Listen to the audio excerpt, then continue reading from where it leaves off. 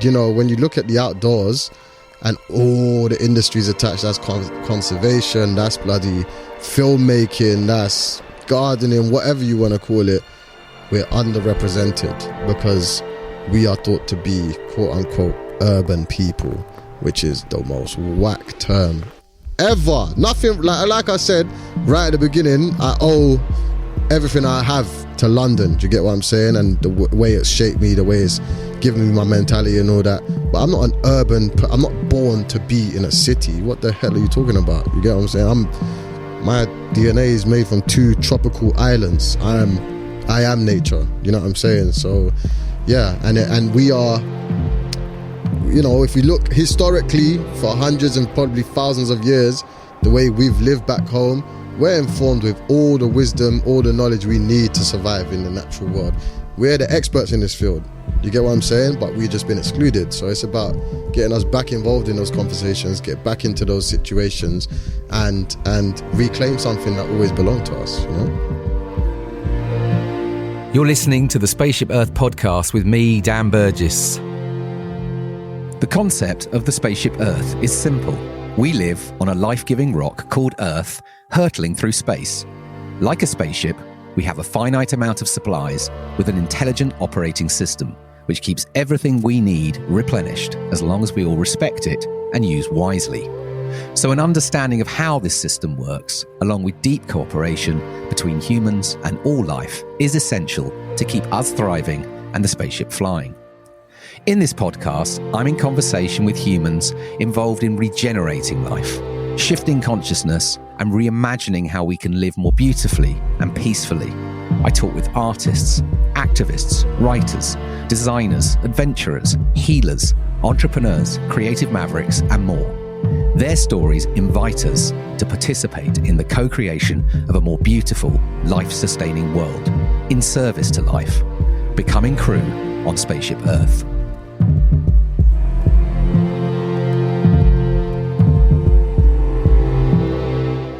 Hello, welcome to the podcast. This is Dan.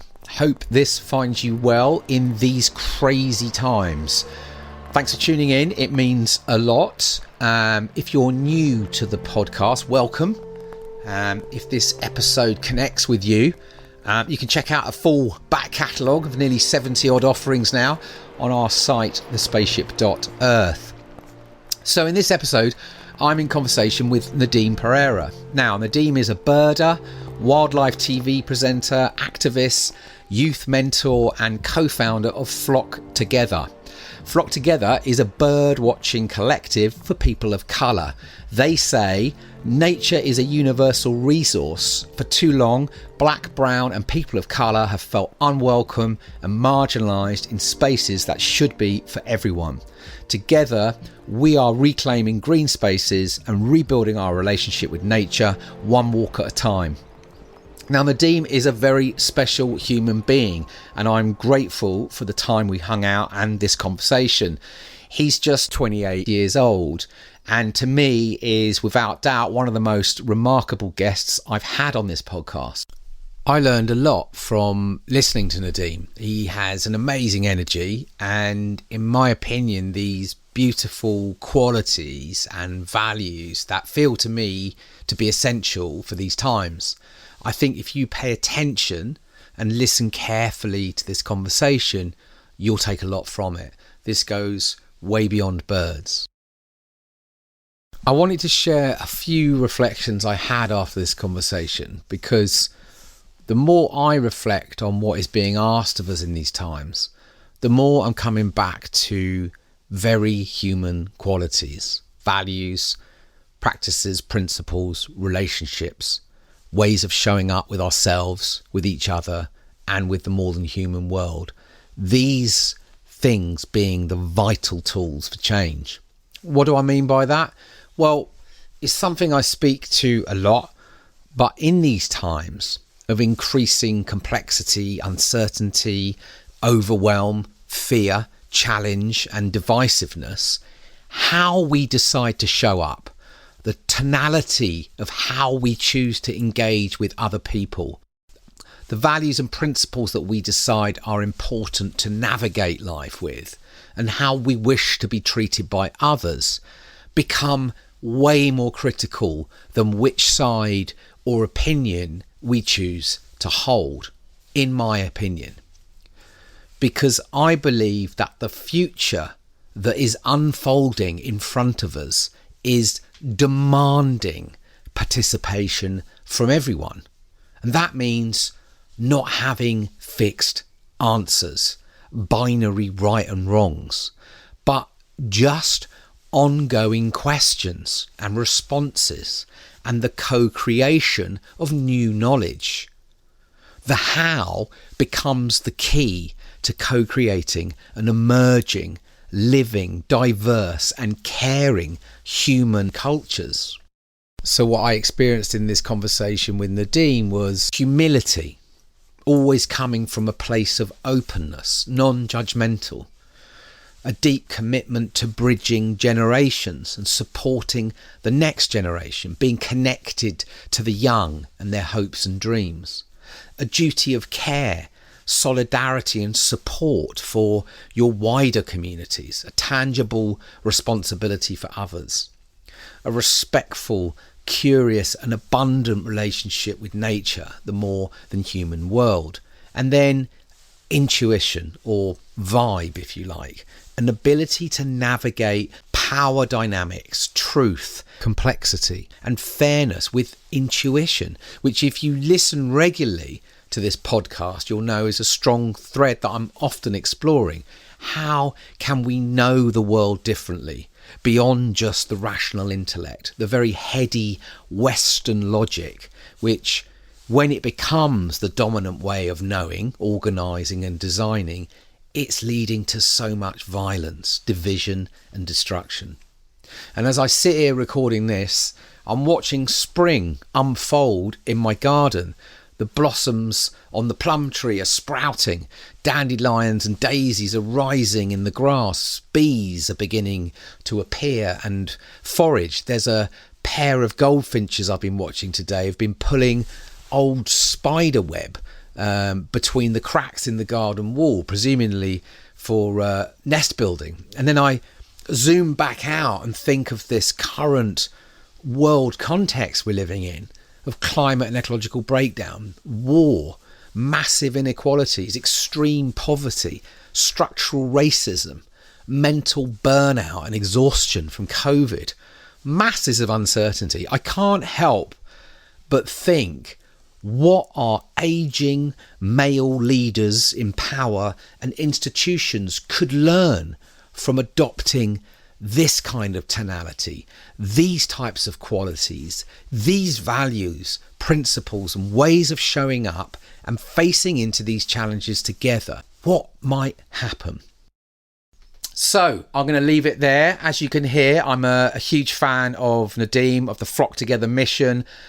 Really excited by the waves of change they are creating. Watch this space, because they are going to be making a lot of beautiful noise, and I think Nadeem will be someone we'll be seeing a lot of in the future, and I really hope so, because at least in my humble opinion, the sooner we can get out of the way and make space for people like Nadeem, Flock Together, and the many, many young, brilliant humans all over our home planet who know how to heal the damage that's been done, the better chance we have of creating a more beautiful, life-sustaining world in these most challenging of times. So let's cut to it. This is the Spaceship Earth podcast, episode 59 with Nadeem Perera. Enjoy. You're listening to the Spaceship Earth podcast with my dad, Dan Burgess. Right. Nadeem, welcome hello. to the Spaceship Earth podcast. Thank you very much. Thanks for having me. Pleasure to be here. Isn't it? It is. And we're properly here. Yeah, exactly. You know, you're in my what did you call it? My bird hide. The bird hide. It's like a bird hide in the Swiss Alps. That's what it feels like. It's very, very relaxed. And you gave me a nice tour of the city. So I'm loving it, man. I'm loving the day so far and loving the vibes. Oh, I'm chuffed you've made it happen, because I know you're a busy man, and I'm pleased we've managed to get to my little tiny little slice of the spaceship Earth, and we got a little bit of a wander and a ramble, which was great. And I was just thinking before we dig in, because it was like I met you. Do you remember? It was very briefly. It was at COP26 in Glasgow, and it was a breakfast thing, wasn't it, on the ocean? Yeah. And I remember. Well, I remember instantly just sensing you had this kind of really interesting energy, and I was like, I'd really like to do a podcast with Nadeem, and here we are. So I'm pleased we've made it. We've made it work. Man, it was brilliant because you have to remember as well, like me being me and coming from where I'm from, to be at COP26 was like a very, very new experience for me. Let alone turning up to a breakfast and I'm surrounded by all these corporate bods, like discussing important things, mind you, but like just in terms I'm not very familiar with, but then, and so many people, obviously off the back of what we do, which we can get into later, coming up to me, like asking me questions, speaking about what I do. Oh, can you come and do this? Can you come and do that? But your vibe was just like, you came on the right vibe, you passed the vibe check. It's all about vibe, isn't it? It is, 100% it is, bro. And it's like, it's an undervalued metric of the world is vibes, like it's not quite tangible. It can't be you can't write a thesis on it, I guess, but so if somebody strikes a chord in your heart the right way, you're gonna vibe with them and you're gonna get along. And I think the way you approached me was just cool, and a lot of people approach me to do a lot of stuff, and believe me, we don't do it all. I can imagine because you got a lot going on. But I mean, just on that, actually, I was curious, like, what did you take out from that experience of being up in Glasgow? That's a good question, and I think what I took from it was learnings, not just for myself but for my community. It was good for me to see what a discussion looked like at the top level, with regards to something like climate change and global warming, because especially from where we're from, it's like these conversations happen so far above our heads, it's hard for us to even connect and engage with the subject, because it seems like no one's ever talking about it in ways we understand. So for me to be there, I was honored to be there, and get a taste of what that was like. But I kind of realized something, Dan, like no one knows what they're doing. Do you get what I'm saying? Like, that's what I realized when I was there. Even these people that get paid a lot of money to handle this stuff and work with entire organizations dedicated to working with these stuff, no one really knows what they're doing. So in terms of myself and my community, we're not that far behind. So what we have to offer in this space and going forward, not just myself, our community will have a lot to offer this space.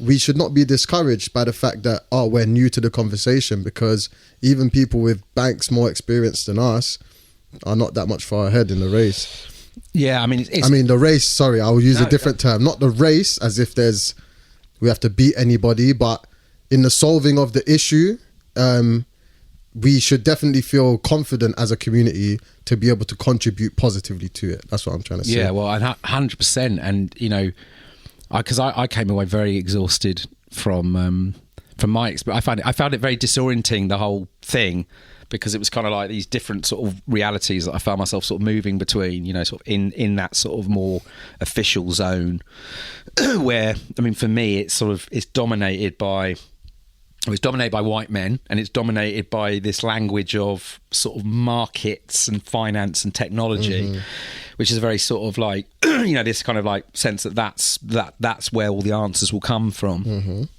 And then what I was experiencing out on the streets was, potentially with the sort of the youth voice and the more marginalised and the indigenous and sort of very, a complete, overhaul of everything, because sort of a sense that actually, we've got to reimagine everything, and so these very different sort of views of what kind of good looks like. Do you know what I mean? 100%.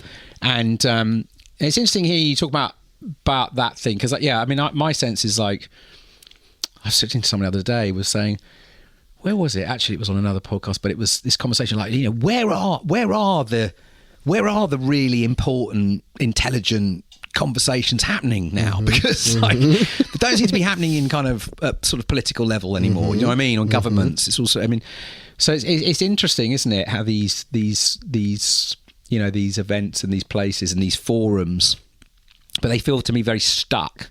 100%. You know what I mean? So I think when you talk about like, not being far behind, I would say you're right alongside, but you're just opening up different ways of exploring this 100%. And I think like a big part of what we want to achieve for our community is to just build up that confidence in taking part in these conversations and entering these spaces, because our community is, our community, first of all, is full of vibrancy, full of life, full of pure vibes. Do you get what I'm saying? We are vibe makers by nature.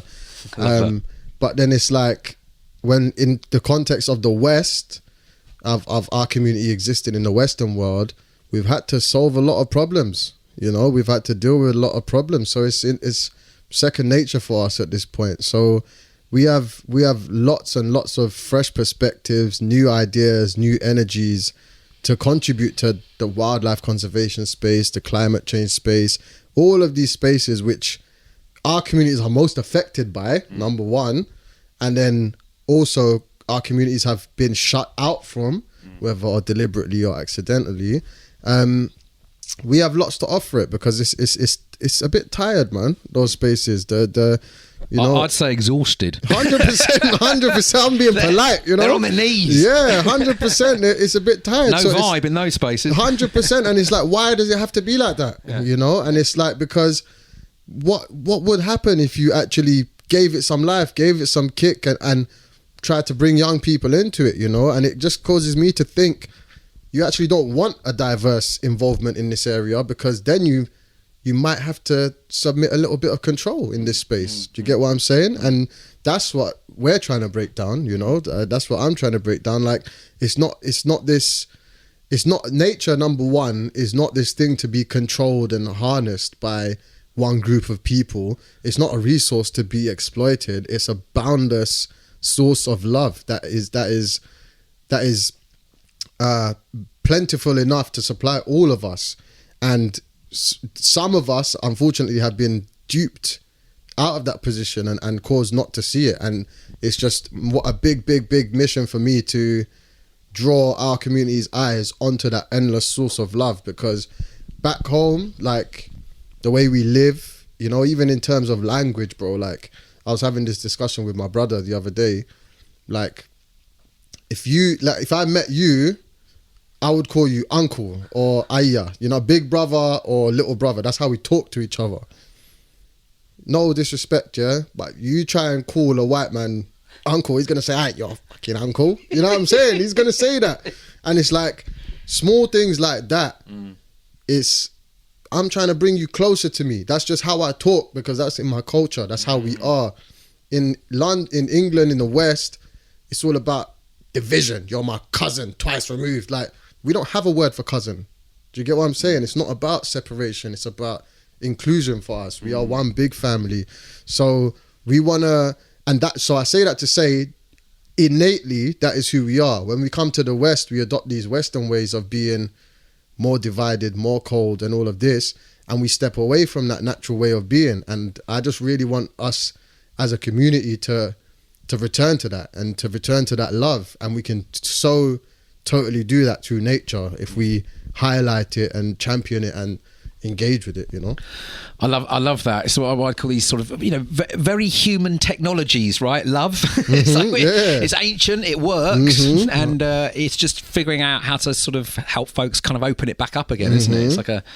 It's like a sort of practice, just sort of shift our awareness slightly, you know, to open up a bit, and so much is possible. So listen, we're going to dig into Flock Together and all the stuff that's going on. But what I love to do, and listeners love, is just to get a little bit of your backstory. Particularly, what I'm always interested in is like what are the seeds or the kind of threads in your life that have kind of like led you to this kind of pathway that you're on. You know, because you've got you know, beautifully diverse roles or things that you're exploring, from wildlife TV presenting to youth coach to activism to kind of nature guy to a birder. You know, it's like, that's a really interesting mashup. Can you just give us a little bit of like, you know, just the sort of some of those seeds or threads that have kind of led you down this path to now, before we dig into the I would say that there are two places really that I owe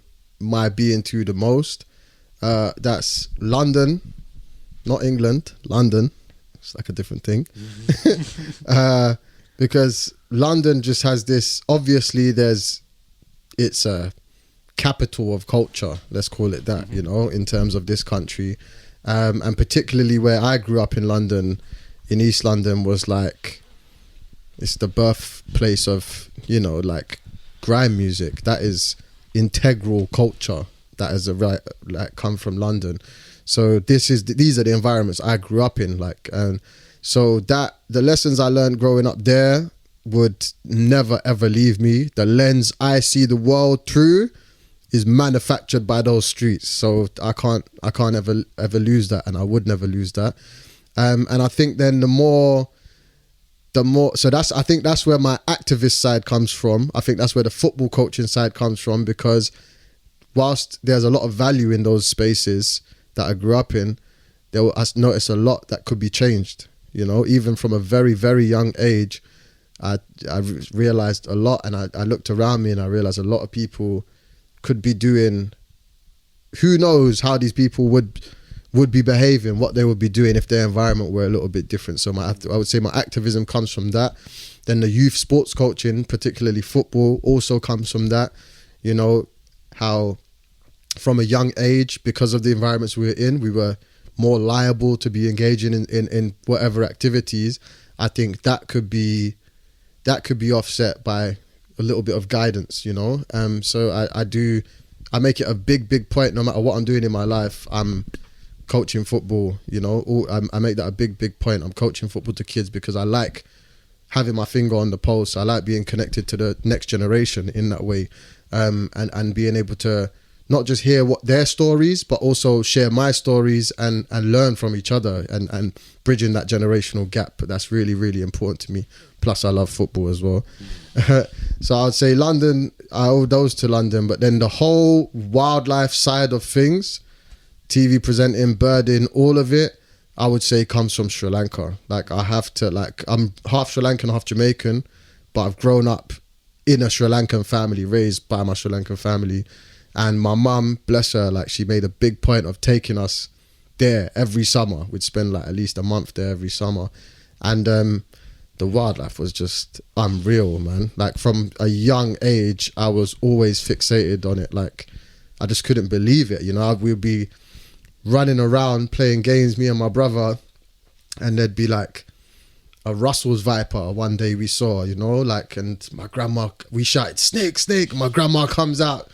And these are Buddhist people, my family. They never kill anything. And as soon as she saw it, she just sliced his head off straight away, like straight, no hesitation. And it's like that, those experiences like that anyway, always fascinated me. And I think that it just followed through. When I came back to London, I would wonder why we had certain animals here, or why we didn't have certain animals here, and why would we have them in Sri Lanka. And I think my interest in ecology then became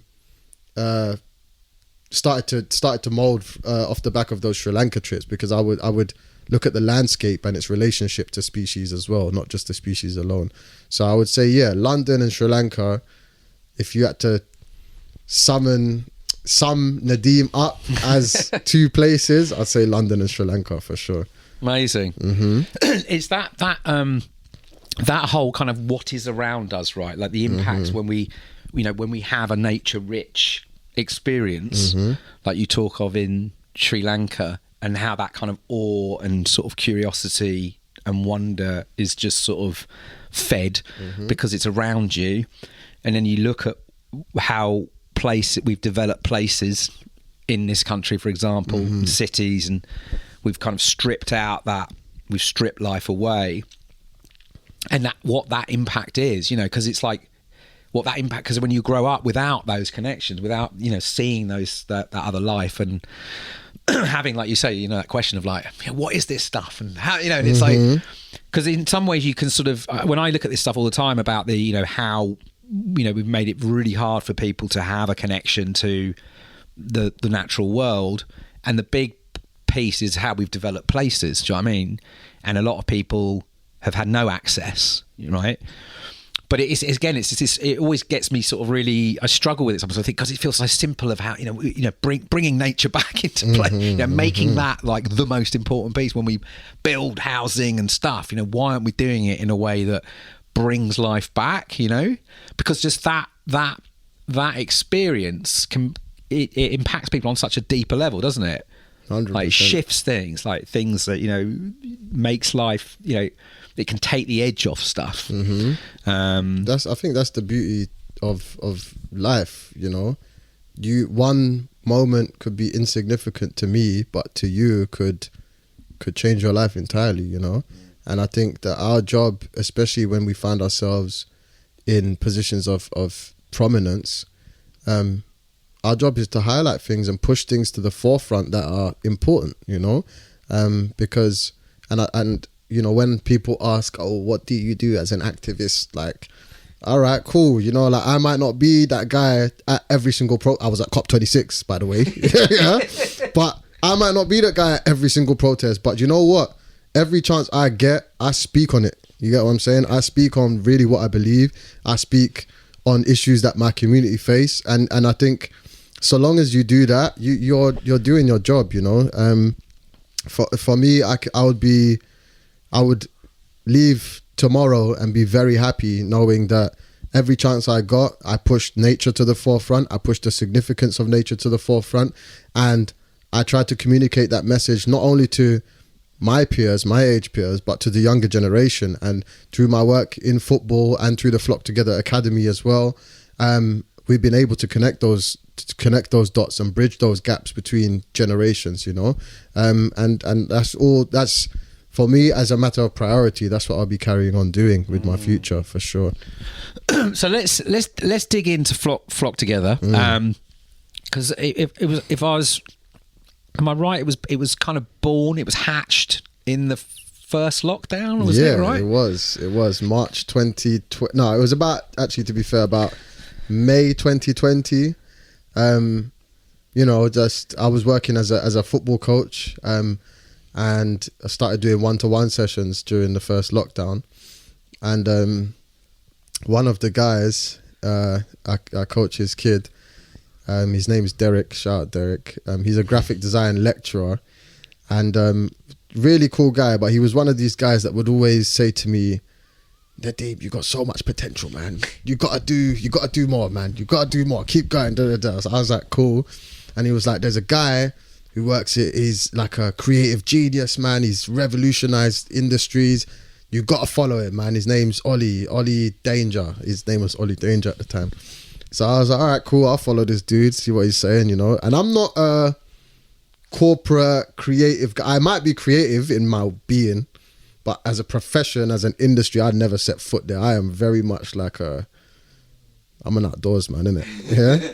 But anyway, so followed this dude.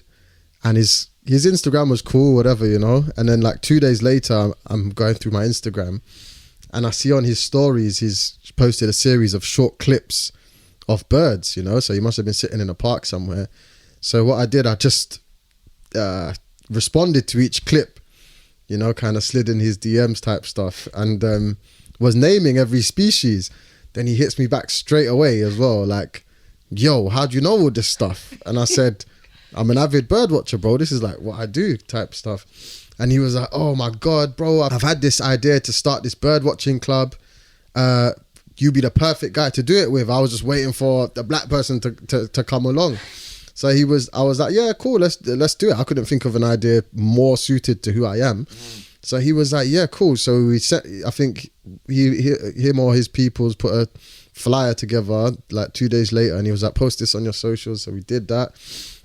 And then like, I think we had 10 people on our first walk. But even before the first walk, we were about to do it, and then the night before, and we were like, bro, we haven't even met each other. Like, we'd like done all this stuff, got all of this stuff ready. Let's meet up. So he cycled over to where I was, and we went for a walk around the park in Hackney, and just shared stories. Do you get me? Like, I told him where I was coming from, what I do, and how nature helped me type stuff. And he was telling me his story. And do you know what? I'd shout out Ollie as well, because we walked around this park, and there was, you know how you get all these like cool people, you know, and like in their designer clothes and all this type stuff, but battered trainers type stuff, you know?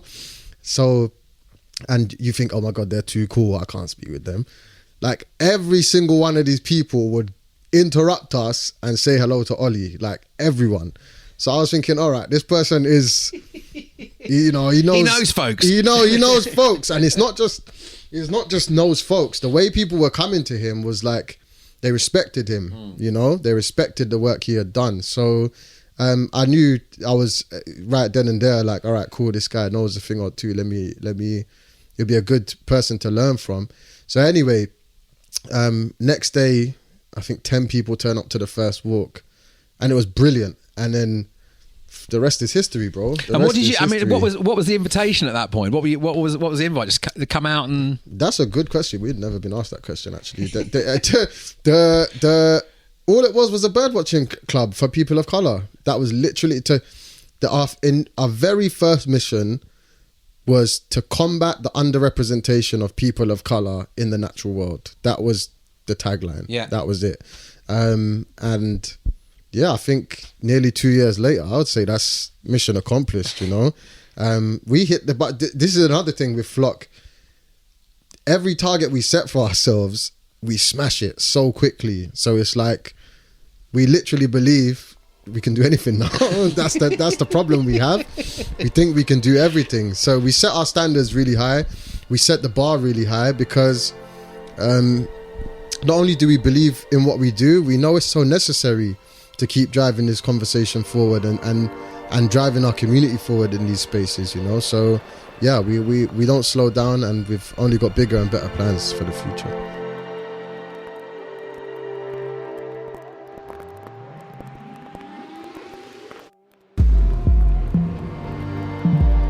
We live on a life-giving rock called Earth, hurtling through space. How bonkers is that? You're listening to the Spaceship Earth podcast.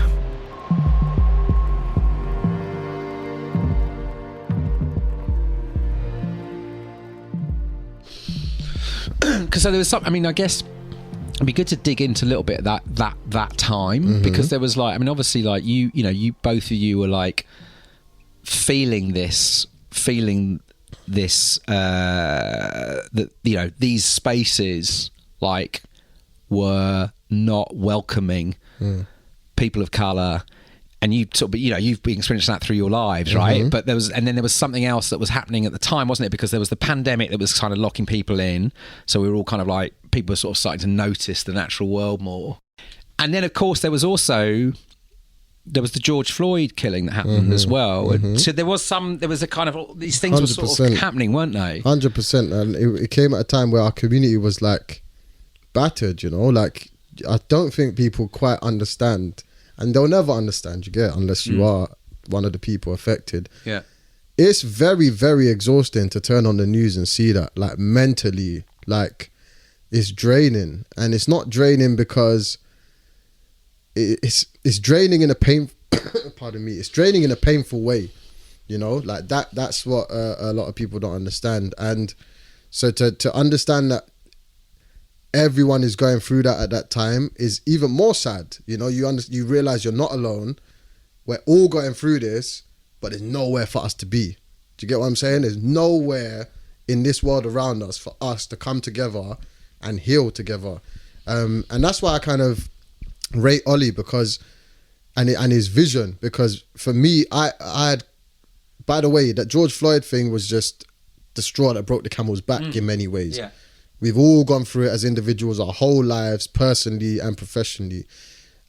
Birding was always my coping mechanism, and it was me on my own 95% of the time, going out into the woods, gaining my peace, getting my healing. And it was a beautiful, beautiful thing that I decided to do. And I would always be grateful for the day I took on birding as in that way. But it wasn't until I met Ollie that I realized, wait, this can actually benefit our entire community in the same way. So, and that was the main point for him, because his work is really stressful, you know what I'm saying? Like, and he performs at a very, very high level. So, and birding has helped him. So until I met him, I didn't realize just how impactful it could be for our community.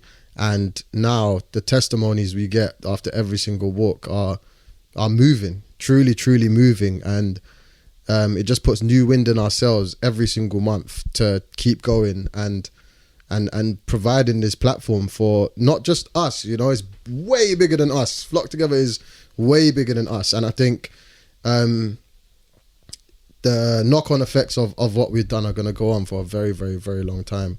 And I think we're very, very happy to have been in that position. And now it's just like making sure we set it up in a way that it can keep going forever and ever, or as long as it needs to go, you know? Yeah, give us a sense of like I want to dig into birds in a minute, but yeah.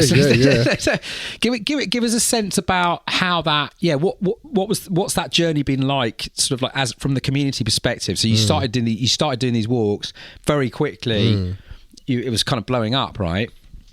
Yeah. How's it evolved over the last couple of years? It's crazy. Like, I think the first walk we did was in Walthamstow Wetlands in northeast London, which is a beautiful space. It's the largest urban wetlands in Europe. So that and I had no idea it was there before that day. So that was great, and it was lovely. Second one we did was in Richmond Park, if I'm not mistaken. Was again really nice. But then I think it was when we went on our third walk, or I'm pretty sure it was the third, in Epping, and we filled up the car park. There was like 60 people turning up, and we were like, "Rah, okay, we've done something special here," and that it's been beautiful, you know, because attending our walks, we have a vast range of professionals, you know, and some people that are not professionals as well, you know, like it's very diverse. But the beauty is exactly that, the diversity, you know. We have doctors, we have lawyers, accountants that come, we have directors, producers, like anyone you can think of across any industry comes to Flock Together, you know. And that's beautiful in a way, because it means people can forget about that, you know, but if they want to come and share an opportunity with the community or share whatever's going on, they come and they are in a space where they can do that, you know. And it's beautiful to see the community on that journey together, because we've had certain people come to Flock out of work, especially being in the lockdown and everything, but then they've testified to us, like, and shared with the group, man, through Flock Together, has been my happiness throughout this time, and now I've got a brand new job in this really big organization, you know. Like, that kind of stuff is it's what we do it for, man. It's what we do it for. And that's just, it's a true honor, you know, to be able to have spent my life, or at least a portion of my life, and I'm sure Ollie feels the same, to be able to provide a platform that helps people, our brothers and sisters, in that way it's a very, very high honor, and we don't take it lightly, you know. We don't take it lightly. But the journey with the community has been incredible. And you must be, I mean, I guess you're obviously learning loads from the community. What was just like when people started coming to Flock, like what were Like what was bringing them in? Do you think? I mean, what are the sort of stories you're laying? Was it connection? Is it curiosity? Was it space for? I think it was. Like I said, we were a bit on our knees, and when there was an opportunity for there to be a space that was for us in an environment which demanded nothing from us, that was a really big hook, I think, because the barrier to entry for Flock is low, like no, we'll never charge anybody to attend. And, in modern society, like it can be very easy to fall into this way of thinking that you're only worth something if you're able to produce an output. If you can do this for this time, week in, week out, reliably, then you are good. And it's like, I've never been like that. The productivity story. Yeah, it's terrible, man. It's terrible. And nature is the total opposite to that. You can be whatever you want to be. You cannot be whatever you want to be. And nature totally accepts you. And no one's going to think 2 times about you if you come there and don't do anything with your time, And by the way, rest is radical, by the way. Do you know what I'm saying? Really if you're sitting there chilling out today, listening to this, good for you. Yeah. We need more of that. 100. But yeah, I think that's what drew a lot of people in, that chance to be able to be themselves without anything being asked of them in return. I think the alleviation of that pressure that exists in everyday life was a big one as well, for sure. And you go out to kind of it's like monthly now, is that right? You do these and you're visiting. Sometimes you're visiting like proper birding spots. Sometimes you're out in the city, whatever. What's been the response? Because again, I love birds, right? I can't geek out like you can. I was walking with you earlier. You're like, you just hear us and go, "Oh, that's a sparrowhawk." It's half a mile away. But I love birds. I've always loved birds. But even like even when I would talk about birds, like people think you're a bit weird. But you're not like some old twitcher, and sort of like so. I mean, you're in a beautiful way shaking up this whole idea of like why wouldn't we have a relationship with these creatures, right? But tell me a bit about that, because now you're working as well with conservation orgs and they can be funny old people and stuff. I mean, good, lots of good. But what's that been like? Like, what's your? Because it seems to me you're really like making this beautiful waves of 100%. energy in this whole. And as I say, you're connecting up all these different things through what you're doing. But what's that been like? Can you share any stories about that whole sort of? No, it's been very cool. Like because I've always been me. I can't change who I am, and I'm formless, man. Do you get what I'm saying? Like, I'm not gonna fit into this box. Like, yeah, I'm from East London. Yeah, I love football, but yeah, I like birds. Do you get what I'm saying? Yeah, I get it 100%. Do you get what I'm saying? Like, what? I love it. Why does that have to be a strange thing? No. And it's a strange thing because you have a preconceived set of ideas that you think I must exist within. That's the problem. Do you get what I'm saying? So it's like demystifying that. But then even as far as birders go, yeah, it is weird and it can make people feel uncomfortable because it's a totally new outlet for them. But I think that's where I got to shout out Ollie again, because like his speciality in life like is connecting things to cultures. Do you get what I'm saying? So he's made it make sense to the culture in a way that it's like it's okay to be a bird, or you can be out here into these spaces, and like he does that in his own way.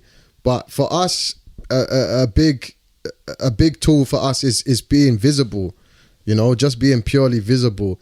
The only tool we use is Instagram, like literally the biggest tool we use is Instagram. On the walks, getting people's face with the phone, back. And all of a sudden now people are seeing people that they can relate to doing an activity that they might not be able to relate to, but they might go and give it a try just because they see someone doing it that looks like them. So I'd say representation is massively, massively important. But then also as well, like this younger generation, what I'm liking about the younger generation, they live by this there's no rules philosophy.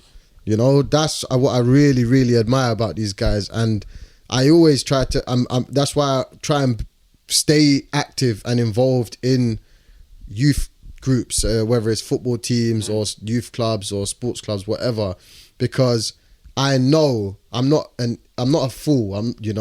I know when people look at me, they do think certain things for whatever reason. I enjoy taking that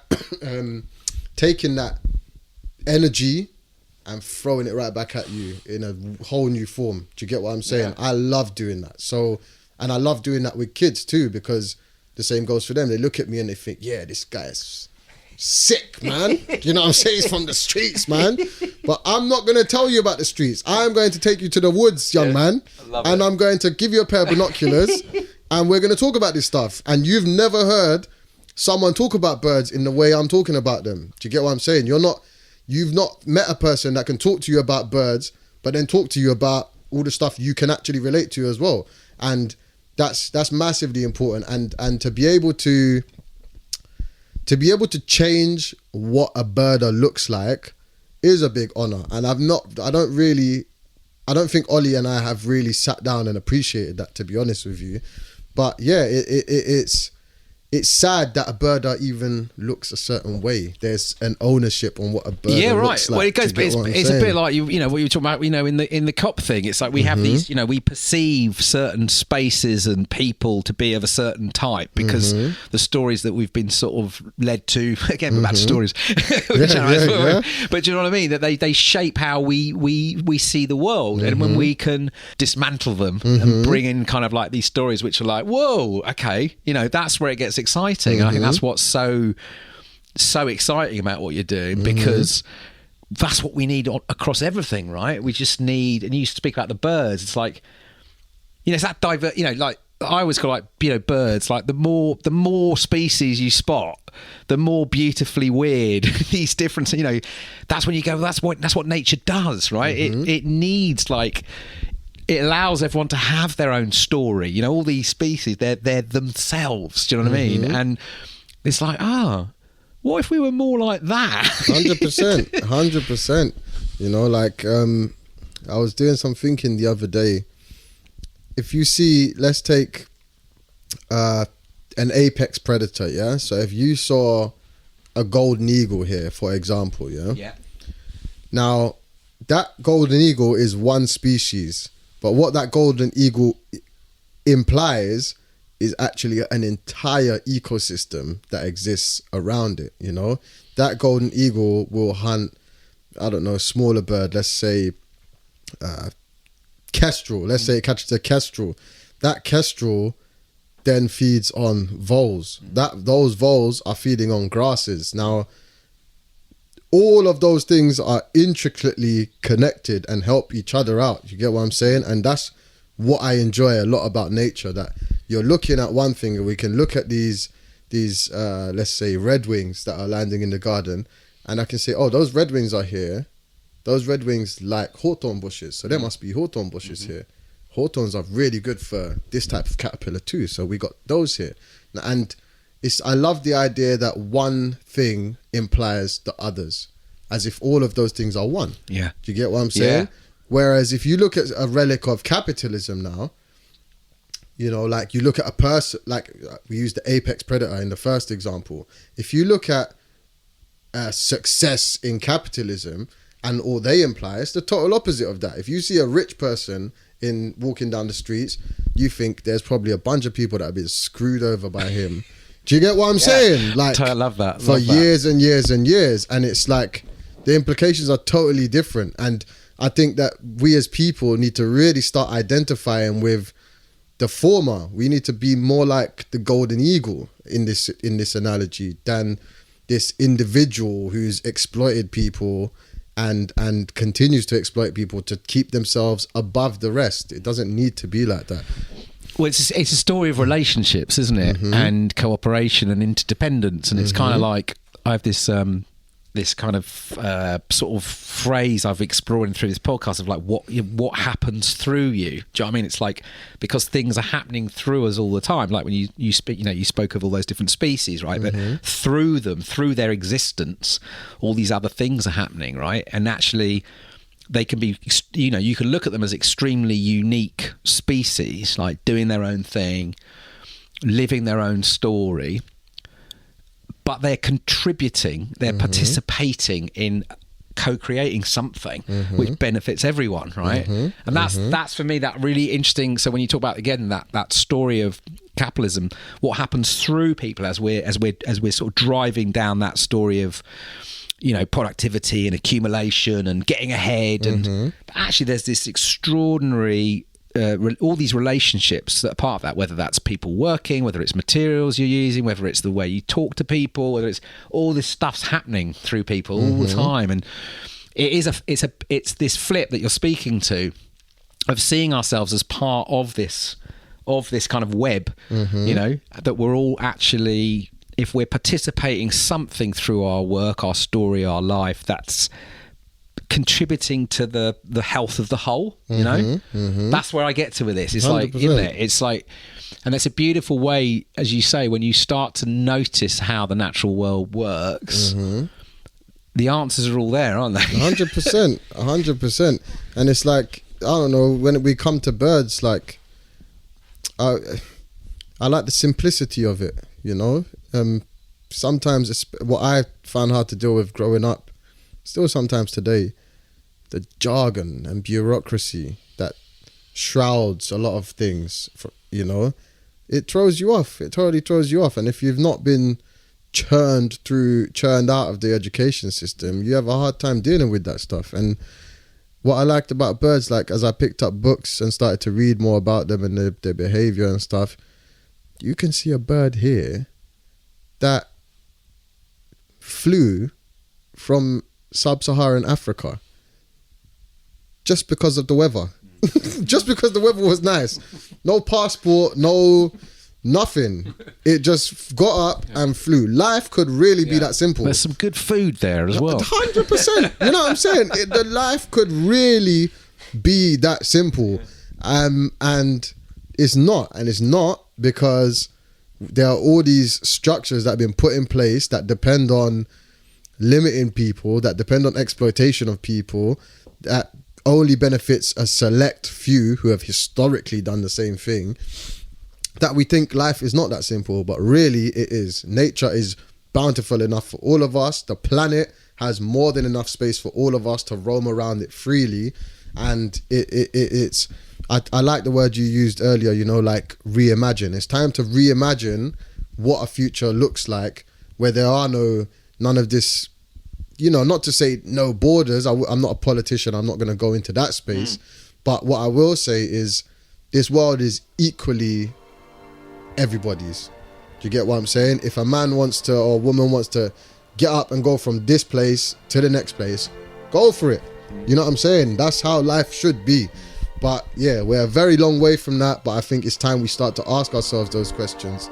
Start to look at the limits and bounds that are in place and question, why are these actually here? Like, what purpose are they actually serving? Who are they serving?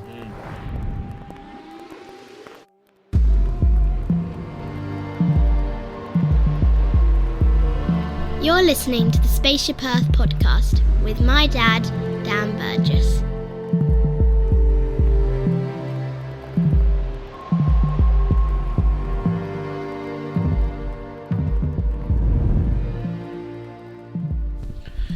We need to be more bird. Yeah, exactly. Be more bird. Tell us about. I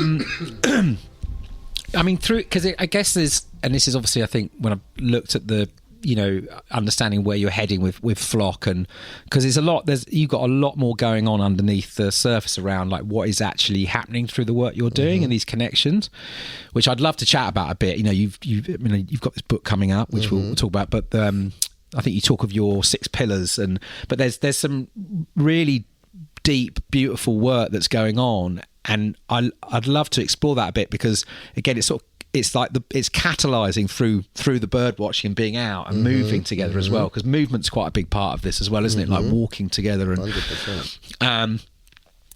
And you know, as you will know well, because like you said, this is why you found that, you know, you found sort of birding and being out as a way for you to deal with the complexity and violence and of our world at times, you know. And it's like you know that connection through being out, and that connection to our own selves and our own well-being and our connection to others. And that's actually, it seems like that's quite intentional now with the way you're looking at flock and the pillar works. Can you speak a bit to that and how that well-being, that sense of well-being through getting out, through noticing, you know, this life, but how that's sort of, you know, impacting the community and the direction you're heading in? Yeah, definitely. I mean, it's like I said, it's for us to be able to provide a healing space is massively important for us, because, you know, we all function at our best when we're feeling happy, when we're feeling safe. And unfortunately, the way we live in particularly in the West, particularly as people of color, we can feel very unsafe a lot of the time, you know, more than a lot of people think, you know. And safe doesn't mean just physical safety. Safe means safe from being treated differently. Safe means being safe from being asked particular questions regarding particular things. Safe means being safe from being perceived as different, as a, you know, just being a human being. I'm just a normal human being. Why do I have to be subject to these situations just because of what I look like, you know? So yeah, for us, I mean, one of our pillars is mental health benefits of nature. You know, I'm sure science, it's easy to tell that science would show nature is very, very good for us. But it's not something we want to take lightly as well. At the end of the day, we're not going to sit here and say flock together can improve your mental health. Like, we're not gonna make a claim like that. But it is high on our list of things to hit this year, you know, to get some proper structure involved and really be able to provide that for our community, because it's massively important. But yeah, for on a very surface level, I think we do provide a safe place for people, and a place where people have testified that they feel 10 times better, you know, after coming to a flock walk than when they initially turn up. So if we can keep doing that, I think we're on the right path. Yeah, and I guess there's something you're seeing as well, is that, again, in that connection to others, right? It's sort of like, it just opens up, right, in when we're out and we're moving through more natural spaces, and we're spotting other life that's not human, and it sort of opens up our sort of empathy to each other. I think my from my own experience, which is like,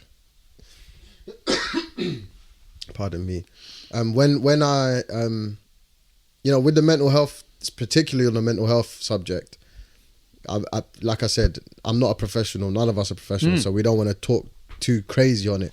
But on my own personal journey, I can share my story. And you know what I enjoyed was when in my late teens, mid-late teens, you know, a teenager in the most privileged situation is still going to feel a great deal of angst, a great deal of pressure, you know, and let alone a kid coming from where I was from. So whilst I was feeling all of these things, I fell into that trap of, you know, like, my life becomes this box all of a sudden, and I can't see outside of this box, you know. And before you know it, you know, you get all types of habits setting into your thinking.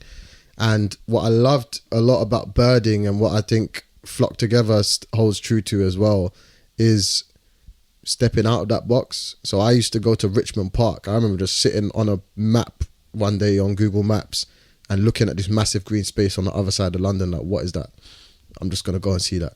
And then I went there, fell in love. All of a sudden now, I'm hearing new sounds. Even walking through Richmond to get to the park, I'm seeing new shops. Like, wow, I didn't know London could look so good. Do you get what I'm saying? So now all of a sudden I'm outside of that box, and when I'm in the park and there are no relics of capitalism surrounding me, I'm all of a sudden now coming back into myself, and I'm thinking, I'm looking back at my box, symbolically speaking, and now this box looks, whereas my whole world before, it now looks tiny.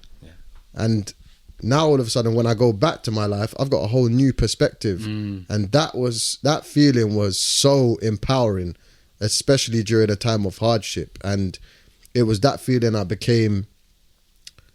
began to value very, very much, because I felt so recharged and full of energy, full of new perspectives to take back to my regular life outside of Richmond, that I just kept on going. And to be able to provide that confidence to our community is a massive benefit. Like, when people come to Flock, you don't got to come there and be a bird expert when you go home, you know, that's not what it's about. But if it's about you're feeling the pressure of work or whatever, one day you get up with your friends and be like, yo, let's go to this local green space and march around a couple of times, you know, like, that's what it's about, equipping our community to be able to take up space where they normally may not have thought to do so. Because I have felt the benefits of that mentally myself. I'm not a doctor. I can't clinically approve that, but I can say for sure my mental well-being felt much better after that. And we've had members of our community attesting the same. But we were chatting earlier, weren't we, before the podcast, about like that different intelligence, different ways of knowing the world and knowing ourselves. And again, there's always that thing, isn't it? Because my work over the years with exploring nature connection is always this, you know intuitively this is like medicine.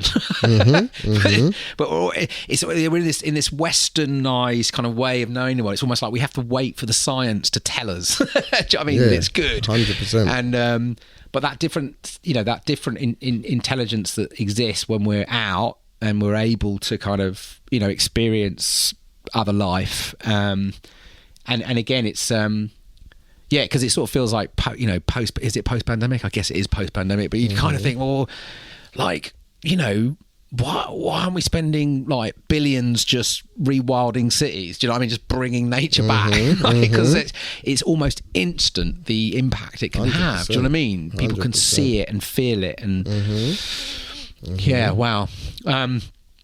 So when did you know that the bird was your thing? Like, when was what can you remember? Like, what drew you into the? Yeah, there was a couple of times.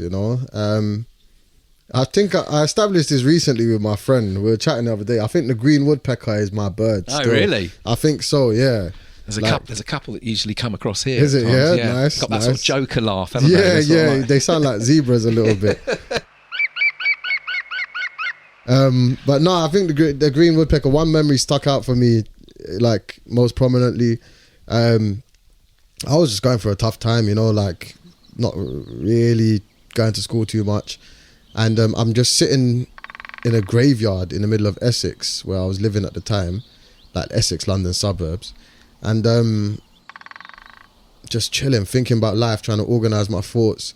And then this green woodpecker just landed in front of me. Started going through the grass, bobbing in and out of the gravestones. And I was just, number one, taken aback by the beauty of this bird. Bright green bird, with a red cap, the black mask. Like, what is this? Like, I've never seen anything like it. So that took me aback. And then I think at that time, what stuck with me was, I feel all of these things. I think the world is going to end, but there is this animal that is just living its life right in front of me, doesn't care. And that animal is not working for someone. That animal is not trying to be better than me. That animal is just doing what needs to be done for itself, nothing more, nothing less. And that animal is totally content. And I think that is how I perceived it, and that's what stuck with me. And I realized, you know what? As long as I can do what needs to be done day by day, nothing more, nothing less, just to make sure I'm okay. That's the minimum requirement for me. Just make sure I'm okay. Then life is good. You know what I'm saying? And I continue to do that and live in that way. And yeah, it just worked wonders. So I think from that day, I ran home, thought, you know what? I'm gonna get I had a DSLR at the time. I want to take a picture of this bird. Saw it again, took a picture of it. Then I noticed kestrels in the guttering of the church. Started to take pictures of those. Then the long-tailed tits came along, and then my girlfriend at the time as well. I just spoke to her recently as well. Like, shout out her. She bought me a bird guide, the Collins Complete Bird Guide, first edition. I still use it to this day, that same book. And yeah, before I knew it, I was leaving my house just to see these birds, man. Just to see these birds. And no one will come with me. Everyone thought it was very weird. But I knew, I saw the value in it, man. Yeah, you felt it. I felt it. Yeah. I felt the value in it. Yeah, so I was like, no one could tell me any different. I loved going to the woods and not uttering a single word to a human being, for 6-7 hours. You know, I loved that. I loved not having to be anything except my damn self. It's full stop. You know what I'm saying? There was not any space in modern society that allowed me to do that. There was always a price for my presence. You know, I always had to produce something for someone, and I'm just not down with that stuff. You know, so yeah, I think from then on, I knew birds was the way forward. That green woodpecker. Wow. So yeah. Look what happened. Exactly. Look what happened. Exactly. See, but I love that. Is that it's always that. That's what I love about, like, again, it's like, you know, the world. You know, I always, you know, I believe this is, you know, the world. It's magic, right? It's alive. There's all kinds of possibility everywhere if we just began to notice. You know, and I love how these encounters can, like, just completely shift something, you know, or lead to a kind of a path that you go down. That again, we spend so much of our time in this kind of modern constructed world trying to sort of, you know, succeed, to get ahead, and actually increasing, I find, you know, removing ourselves more and more from what is alive, you know. But we're sort of like trying to live this life, but it's kind of actually, like you speak of, it's, you know, it's this separation, which is, so if we can find ways to open up, to notice, to start to sort of sense our way back in to things, that's revolutionary. 100%. Like I thought, you know what? Because don't get it wrong, I didn't get on very well with school, but I was very capable as a student, and you know, anybody that's taught me could tell you that. And but it was literally like, screw this system, bro. Like, I've been like that. I've been like that. Like, screw this system. I'm still going to be out here. I'm still going to learn about stuff, because I enjoyed learning about the birds. I enjoyed the science of it. But I'm just not doing it for this whack system that doesn't care to serve me at all. I'm going to do it in a classroom that I like being in, which is the forest. I'm going to do it on the timetable that is nature's timetable, which is no timetable, which is perfect for me. Yeah. So it's like, and just that was my little act of rebellion, I guess. Like, I'm gonna engage in a system, but it's gonna be totally separate from one that exists here. Well, what you're speaking to as well is, I think, or at least is the difference between learning and education, right? Learning is this, like, this innate human thing, right? I think we're built to be curious learners, but we kind of need to be given the space to find the things that we're curious about that make us alive. Do you know what I mean? And then encouraged to sort of go there. And 100%. But education says, you know, you need to know this, and you must learn it in this way on these conditions. And of course, that, you know, some folks can do that, you know, but many of us can't. 100%. You know, and it breaks us, and then we lose the ability to be curious, to be awake to stuff, because it's battered out of us.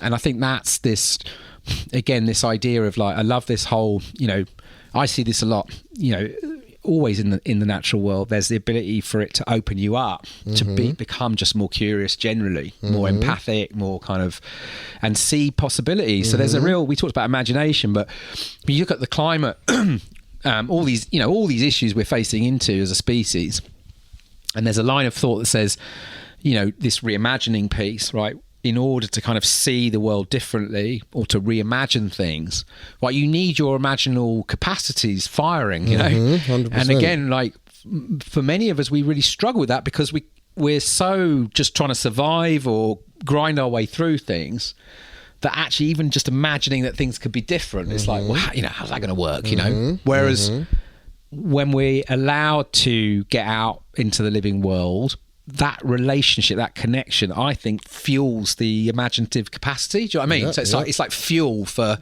reimagining these systems. 100%. So there's this, it feels like such a key part of this future of helping more people find that connection again, in order to bring that kind of like possibility back into the, do you know what I mean?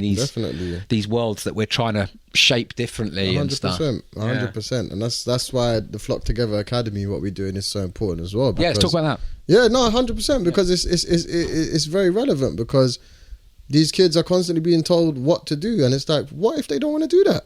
And it's like, we tell the kid, what we do at the academy is do what you like. You get what I'm saying? Go and do what you like. Maybe, we go out on the bird walk, and the kids obviously that are more interested in the birds and the science of it, they stick close to me. But if we got some kids in the back just chatting away, doing their thing, that's fine. Do you know what I'm saying? There's no, you have to fill up your book with this and that. So what ages are you working with in the academy? So we're working with like ages, well, generally under 18s. But yeah, for us, it's about underprivileged kids. That's what it's about for us. The age is not so important. It's just about reaching underprivileged kids and getting them out into these spaces and filling them with confidence and with skills to go and be themselves and express themselves, and and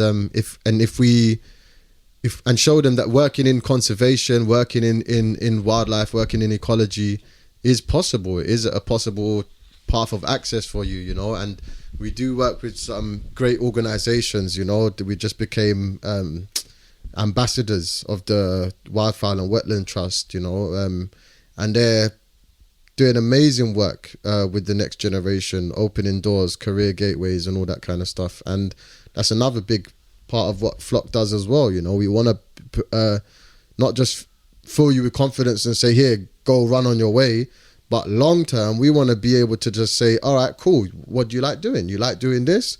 Cool, here you go, like off you go, here's your chance, bro, like go for it and do that. That's a big part of what we're building at the moment, building up that network and being able to provide those opportunities for our community, particularly for the next generation as well. So there's sort of mentorship and then helping sort of open up opportunity or pathways into things that people are becoming, because it doesn't just start, it's we're underrepresented across all industries, not just the outdoors, we start with the outdoors and we start raising visibility with that, but really it's a whole takeover, baby. We're trying to be everywhere, we're trying to be everywhere. I love it. So that's what it's about. And when you look at the outdoors and all the industries attached, that's conservation, that's bloody filmmaking, that's gardening, whatever you want to call it, we're underrepresented because we are thought to be quote unquote urban people, which is the most whack term ever. Nothing, like I said right at the beginning, I owe everything I have to London. Do you get what I'm saying? And the way it's shaped me, the way it's given me my mentality and all that. But I'm not I'm not born to be in a city. What the hell are you talking about? You get what I'm saying? My DNA is made from 2 tropical islands. I am nature. You know what I'm saying? So yeah, and we are, if you look historically for hundreds and probably thousands of years, the way we've lived back home, we're informed with all the wisdom, all the knowledge we need to survive in the natural world. We're the experts in this field.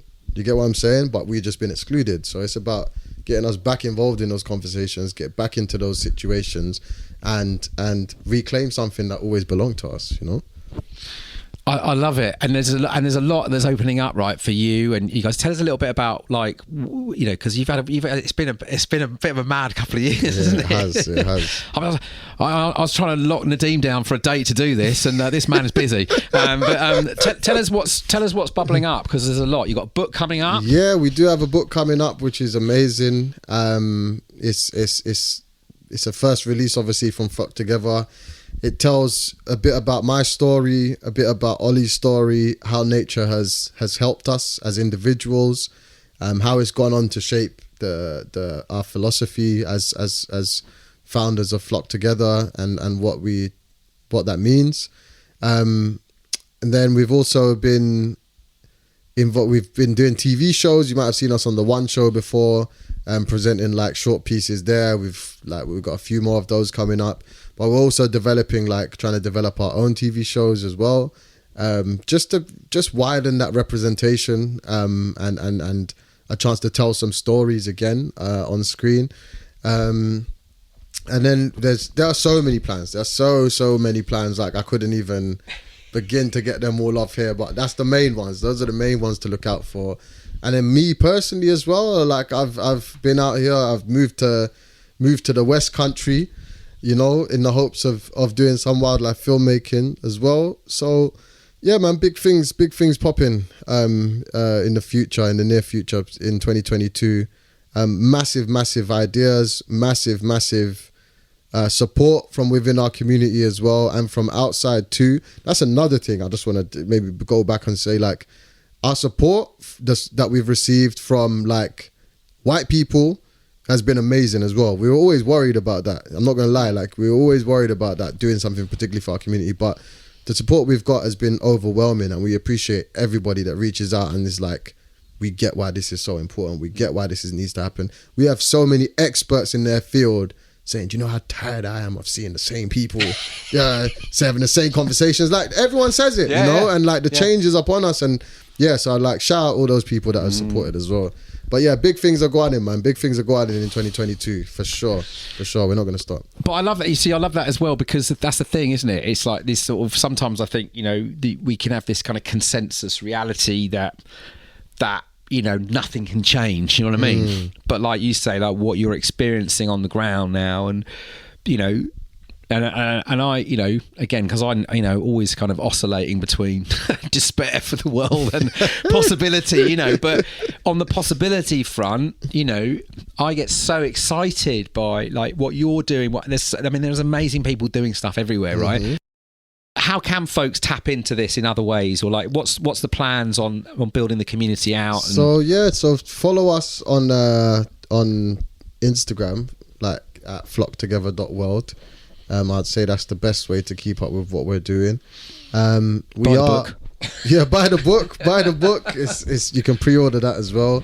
The link's in there. Everything you need is in there. I'll stick it all in the show notes. Yeah, thank you very much. But yeah, that's where we post a lot of our activity. On our website as well, www.flocktogether.world. You can see all the updates up there. Like, that's walk information, that's all the collaborations we do goes up there. All a birds sighting log as well is all we do up there as well. We got some interesting plans, so keep up to date with us. And we got a lot coming. We're just trying to push this space forward, make it pop, fill it with energy, fill it with vibes. That's what we're all about. I love it. We've looped back to the vibes where we began the conversation. I love that. And it is. We've dialed up the vibe. We need a vibe revolution. That's what we need. There you go. Let's feel our way into a better world.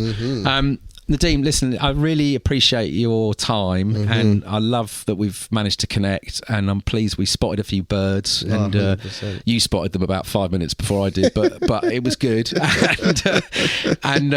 I always close this podcast. You know, I was sort of inspired. This podcast will be inspired by this sort of analogy of our living Earth as a kind of spaceship. You know, on this kind of life-giving rock, hurtling through space, which always blows my mind that we don't talk about that a bit more often. But here we are. So I always finish with this question, like this idea of becoming crew. What does it speak to you? What does it come up for you in these times? That's a great question. I think that if you as a human being think that you are becoming the crew, you've fallen into the trap of thinking you are the driver in the first place. I think that we are crew. We have always been crew and will always be crew. Nature is us. We are nature, but we are also subject to nature. There is a harmonious balance that exists that keeps everything together, and we exist as a part of that balance, but for some reason we think we're the designers of that balance. We are not. There was an analogy that I really liked I was listening to the other day. We think we're the driver, but really we're just the loudest passenger. That's all we are, because we can say, yeah, we have control over all of these things, but at the end of the day, when the rain falls, and there's no human being on earth that's ever going to change that. When the world turns, hurtling through space, the world brings night, the world brings day. No human being is ever going to be able to control that. And once we remember that order of things, we begin to realize, okay, yes, we do have great intelligence. Yes, we have great free will. Why is that? That's because the director of this entire process is Mother Nature, is the earth. And what she's been generous enough to do is bless us with life and with this sentience. And we ought to take every instruction from her as gospel, listen to her, and make sure she survives long, long into the future, because we owe her that much. Life is a balance. We can't just keep taking from this planet and think there'll be no consequences. There will be, as we're seeing in the world today. As much as the world has given us, we must give back. And the way we give back as a race, as a people, is by speaking about the importance of Earth, speaking about the love that Earth has to give, and then also speaking about us as people protecting this Earth from those who are putting it in danger. And I would say then we start to take a step towards being good passengers, because we will never be drivers ever. Love it. Brilliant. You just smashed my analogy right there. There we go. Brilliant. Nadeem, thanks so much, dude. And amazing. Just sending vibes to all what you and Ollie and all your community are doing, and we'll be watching and spreading the word where I can. And let's keep in touch. No, 100%, Dan. Thank you very much for having me here, man. Absolute pleasure. Thanks. Absolute pleasure. And I love the podcast, first of all, but I love the space here. I've just been chilling, looking out the window, vibing. It's amazing. Well, this is good. It's good that you're saying that, because maybe I'll get more future guests that will come and visit now. Yeah, there Let's you go. get rid of the Zoom, man. Let's get rid of all that stuff. Nah, if you're listening and you're ever considering coming on Dan's podcast, come to the house. It's a vibe. It's totally chill. It's so worth the trip. Thanks, man. Nice one. Nice.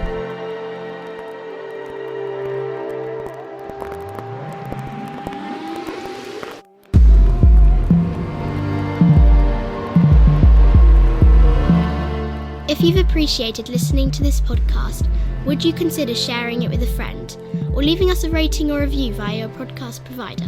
It helps more people to find us, and we'd be most grateful. So I hope you enjoyed that conversation with Nadeem. I certainly did. I'm hoping we might actually record another episode at the end of this year to check in on developments and share some more stories. I was also reminded, listening to Nadeem, actually it was something that I took away from COP last year as well, was that it seems so obvious that those communities with roots in the global south, and of course across indigenous cultures all over our planet, who've been most oppressed by the Western colonial extractive logic of progress and development over the last 500 years or so, are of course the best placed communities to be shaping and guiding how we might evolve our human systems and structures in light of climate and ecological breakdown because of their deep knowledge and intelligence and experiences in how to live and flourish in relationship with the living world, something they've been doing for millennia and not in an exploitative and extractive way. So the question I'm left with is, how can we collectively help accelerate that shift? Because the times are beyond urgent right now. Anyway, do check out all the links in the show notes. Go and order yourself the Flock Together book, Outsiders. That's coming out in the summer. It's going to be a cracker. So you can support the Flock Together mission through that. And get outside. Get spotting our extraordinary bird family. I was rather taken with the story of the green woodpecker that Nadeem shared. And I'm actually left with the question, did Nadeem spot the woodpecker, or did the woodpecker spot Nadeem?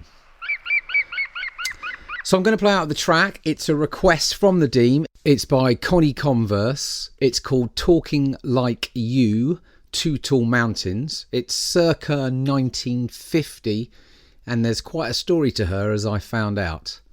If you've enjoyed this podcast, do please consider sharing it and giving us a review.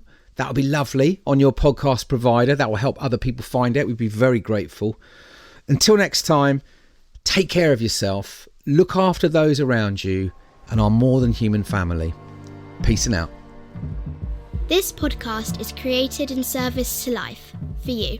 It takes time, funds, and energy to make. If you'd like to contribute to the running costs, you can donate the price of a cuppa or a pint. Find the link on our website. This podcast wouldn't exist without the following crew: Charlie Shred, Audio Jedi; Vicky Turner, Show Notes; Seaman Home Burgess, Engine Room; Willow Burgess, Jingles. How about Two Tall Mountains? Can't miss with that. In between two tall mountains, there's a place they call lonesome. Don't see why they call it lonesome. I'm never lonesome when I go there.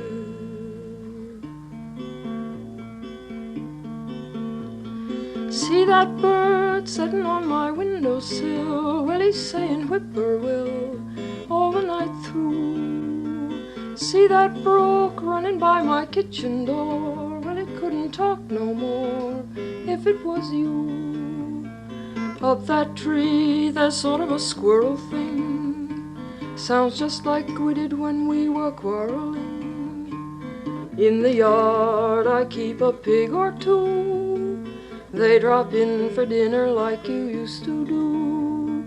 I don't stand in the need of company, with everything I see talking like you.